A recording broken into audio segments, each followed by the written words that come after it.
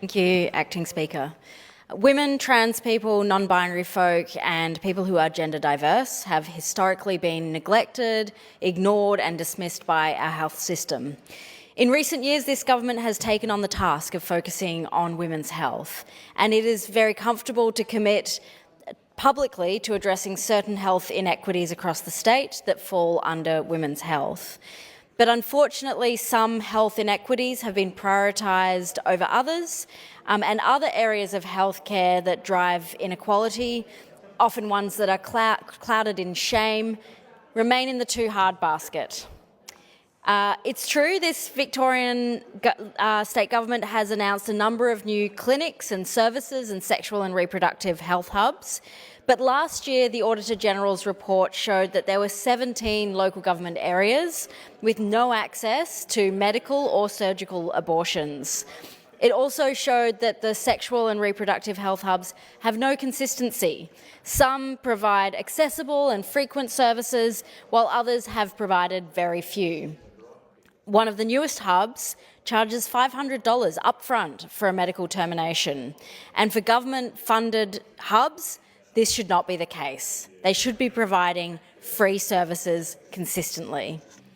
If the government really wants equity of access to health, then Victoria's sexual and reproductive health hubs need resourcing so that they can all provide free services, so that they can have funding for ultrasound machines, training for their staff, and funding for enough staff, not just one nurse or a doctor who only attends one day a week. And many stakeholders have expressed frustration that the government is choosing to open new clinics rather than work to bolster the services that already exist. Because in fact, there are many hospitals across the state that do receive public funds and yet refuse to provide the whole suite of health needs for women, trans and gender diverse people.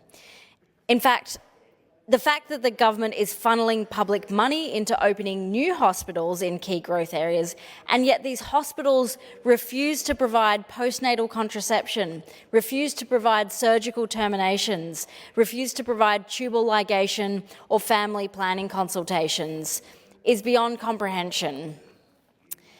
In November last year, the Health Minister announced that 3 hospitals across Melbourne would begin to offer surgical abortions, and we are thankful for that announcement. But what was needed to make this happen?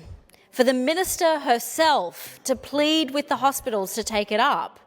Why rely on the opinions and the effort of the Minister of the day to ensure that a publicly funded hospital provides abortion services?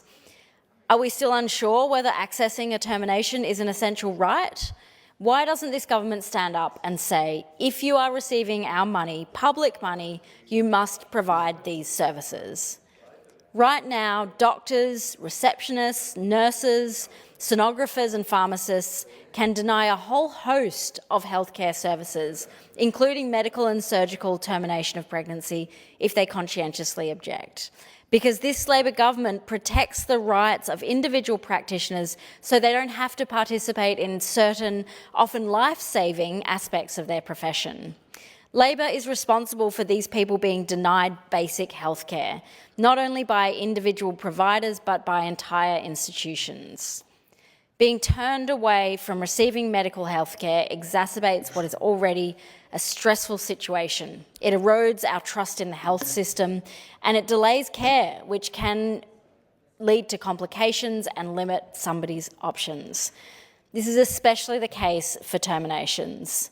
For abortion, accessing care quickly is the difference between paying $42.50 for a medical termination or up to $8,000 to access surgery in later stages of pregnancy.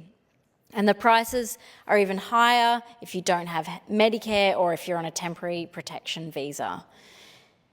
What's more, Victoria is facing a syphilis epidemic. And despite these new hubs, there is nowhere near enough testing to impact the number of new cases that are spreading throughout our communities. In this day and age, no baby should ever be born with syphilis. Congenital syphilis has a very high rate of death or disability, and it is very easily prevented with a simple blood test and penicillin.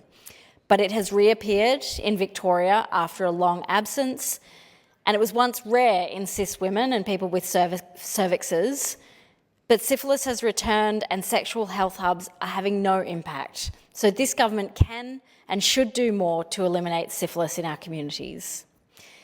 This is essential, often critical healthcare, and yet women, trans men, non-binary folk and gender diverse people in need are often left to suffer, left unable to access care and left to be further stigmatised.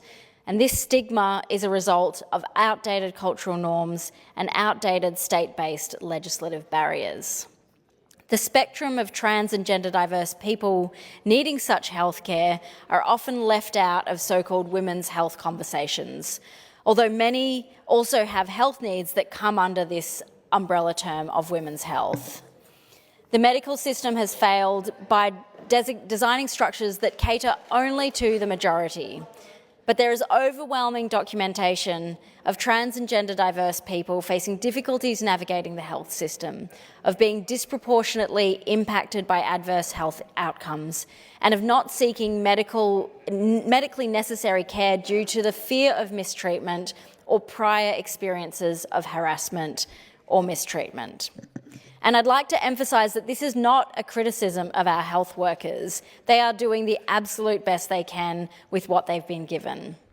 The government must provide adequate funding, more funding to ensure access for everyone, funding that will enable the sector to break down the barriers faced by many women, trans and gender diverse communities. Equating sexual and reproductive health, pap smears, chest cancer, cervical cancer, menopause, endometriosis, contraception with only cis women can reinforce gender norms in a way that harms trans and gender diverse people by excluding them from healthcare.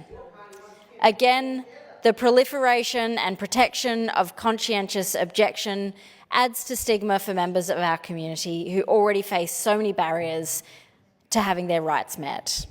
For First Nations people as well, for those from migrant and refugee backgrounds, if you live with a disability or if you live regionally and rurally, if any of these intersectional marginalisations apply to you and you need an abortion or an IUD inserted or any of those healthcare needs, those barriers are compounded. Marginalised people still face higher barriers accessing health facilities that offer the services they need, that are open to them, that are inclusive, safe and respectful.